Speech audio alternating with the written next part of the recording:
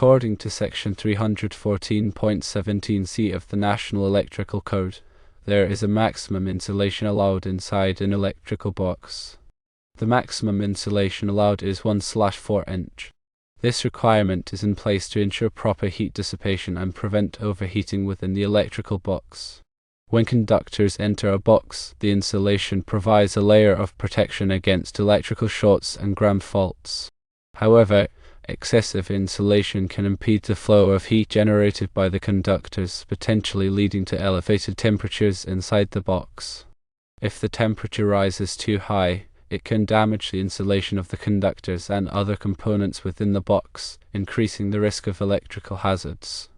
The 1/4 inch limit on insulation inside the box helps to maintain a safe operating temperature. The NEC provides detailed guidelines on box fill calculations and conductor directing to ensure that electrical installations are safe and compliant. Understanding these requirements is essential for electricians and anyone working with electrical systems. Factors like the number of conductors, wire size, and the presence of devices like switches and receptacles affect the box fill capacity. Exceeding the maximum box fill can lead to overheating and potential hazards. When installing conductors in a box, care must be taken to avoid damaging the insulation. Nicks, cuts, or abrasions in the insulation can compromise its protective properties and increase the risk of electrical faults. Always use appropriate tools and techniques to strip and terminate conductors properly. In addition to limiting the insulation inside the box, the NEC also specifies requirements for the type of insulation used on conductors. The insulation must be suitable for the voltage and temperature rating of the circuit. Common types of insulation include THHN, THWN, and XHHW. Each type has different characteristics and is suitable for different applications. The NEC also addresses the issue of conductor dirting. When multiple conductors are bundled together in a conduit or cable, the heat generated by each conductor can affect the others. To compensate for this effect, the ampacity of the conductors must be derated. The derating factors are specified in NEC Table 310.15 Cone. It is important to consult this table when designing and installing electrical circuits. Proper conductor sizing is crucial for ensuring that the conductors can safely carry the intended load. Undersized conductors can overheat and cause a fire. The NEC provides tables that specify the allowable ampacity of conductors based on their size and insulation type. These tables take into account the ambient temperature and the number of conductors in a raceway or cable. In addition to conductor sizing and derating, the NEC also addresses the issue of voltage drop. Voltage drop occurs when the voltage at the load is less than the voltage at the source. Excessive voltage drop can cause equipment to malfunction or operate inefficiently. The NEC recommends limiting the voltage drop to 3% for branch circuits and 5% for feeders. To minimize voltage drop, use larger conductors or reduce the length of the circuit. When working with electrical systems, always follow safe work practices. To energize circuits before working on them and use appropriate personal protective equipment such as gloves and safety glasses. If you are not qualified to perform electrical work, hire a licensed electrician. The NEC is a comprehensive document that covers all aspects of electrical installations. It is updated every 3 years to reflect changes in technology and industry best practices. Staying up to date on the latest NEC requirements is essential for ensuring safe and compliant electrical installations. The NEC is not a substitute for engineering judgment. It is important to understand the underlying principles of electrical design and to apply them appropriately. If you have any questions about the NEC, consult with a qualified electrical engineer or inspector. Electrical safety is a shared responsibility. By following the NEC and using safe work practices, we can all help to prevent electrical accidents and injuries. The purpose of electrical codes like the NEC is to protect people and property from hazards arising from the use of electricity. It covers various aspects of electrical installations, including wiring methods, overcurrent protection, grounding, and equipment installation. The NEC is developed and maintained by the National Fire Protection Association, or NFPA.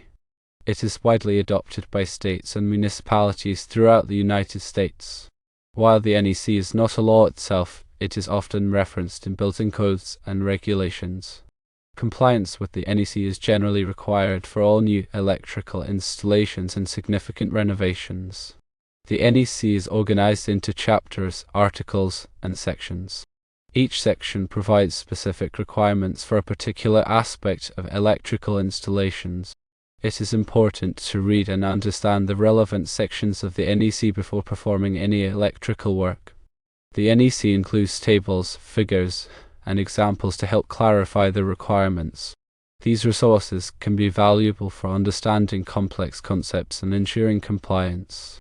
The NEC also includes definitions of terms used throughout the code. Understanding these definitions is essential for interpreting the requirements correctly. The NEC is a living document that is constantly evolving to keep pace with technological advancements and changing industry practices. It is important to stay informed about the latest updates and revisions to the NEC. There are several ways to stay up to date on the NEC.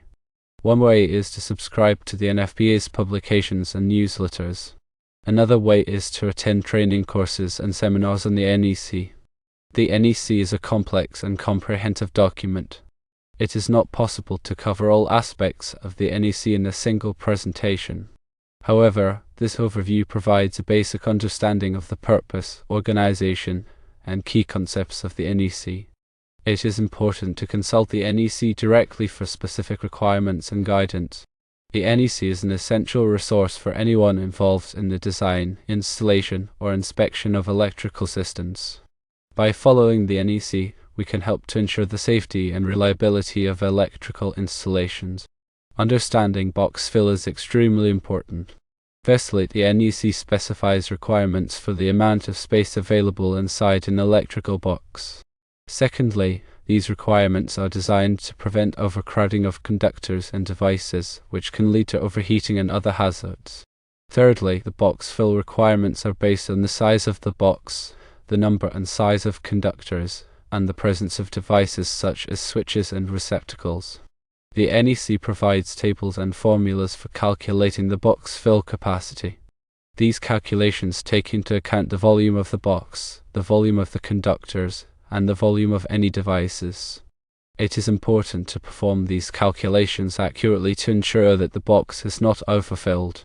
Overfilling an electrical box can create several problems. Firstly, it can make it difficult to properly terminate the conductors and devices. Secondly, it can put stress on the conductors and insulation, which can lead to damage and failure. Thirdly, it can impede the flow of heat, which can cause the conductors and devices to overheat. Overheating can damage the insulation and components of the electrical system, increasing the risk of fire. The NEC provides specific requirements for the minimum size of electrical boxes. These requirements are based on the number and size of conductors that will be installed in the box. It is important to select a box that is large enough to accommodate all of the conductors and devices without exceeding the box fill capacity. The NEC also specifies requirements for the spacing of conductors and devices inside the box.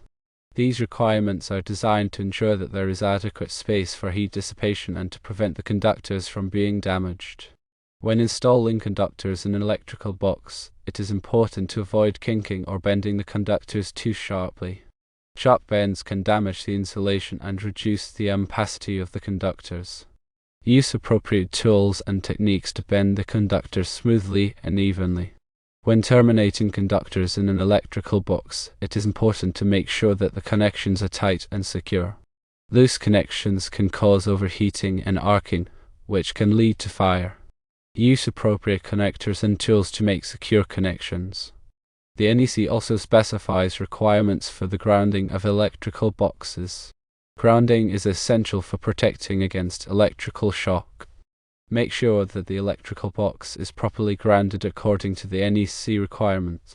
The 1/4-inch insulation allowance inside an electrical box is stipulated in NEC section 314.17c. Directly contributes to fire safety in several ways. Firstly, limiting insulation reduces heat buildup. Excessive insulation traps heat generated by current-carrying conductors, potentially leading to overheating. By limiting the insulation to 1/4 inch, the NEC helps ensure adequate ventilation and heat dissipation within the box, preventing temperatures from reaching dangerous levels. Secondly, maintaining insulation integrity. Excessive heat can degrade the insulation of conductors, causing it to become brittle and crack. This increases the risk of short circuits and ground faults, which can ignite nearby combustible materials.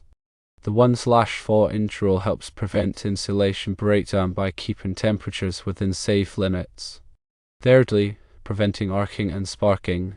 Overheating and insulation failure can lead to arcing and sparking, which are major causes of electrical fires. The intense heat from arcing can easily ignite nearby materials, even if they are not directly in contact with the conductors. By minimizing the risk of overheating and insulation breakdown, the 1/4 inch rule helps prevent arcing and sparking. Fourthly, ensuring proper device function. Excessive heat can also affect the performance and lifespan of electrical devices such as switches, receptacles, and circuit breakers.